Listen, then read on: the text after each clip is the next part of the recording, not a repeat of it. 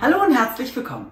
Hier kommt der schnellste Likör der Welt und er braucht nur 3 Zutaten. Die Frucht eurer Wahl, in meinem Falle sind es Schlehen und zwar 500 Gramm.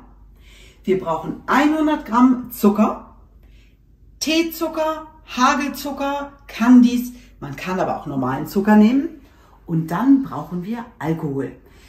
Mindestens 32% Volumen. In meinem Falle ist es 40%iger Wodka. Und zwar die billigste Sorte, die es gibt, weil Wodka, der nicht viel kostet, schmeckt auch noch nichts. Für Likör absolut perfekt. Des Weiteren brauchen wir eine Literflasche. Und los geht's. Wir schichten die Früchte und den Zucker in der Flasche.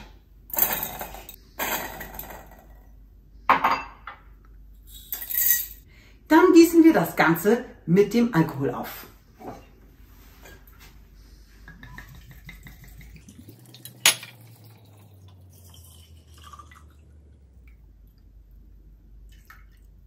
Das Ganze wird verschlossen.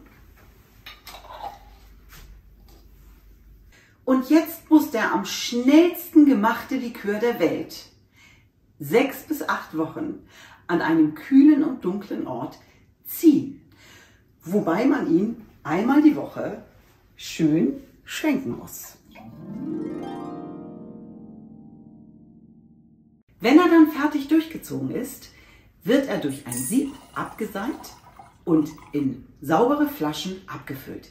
Dafür eignen sich natürlich besonders zur Weihnachtszeit hübsche Schmuckflaschen. Aber auch in anderen Jahreszeiten gibt es sehr schöne Flaschen, in die man diesen Likör dann abfüllen und verschenken kann.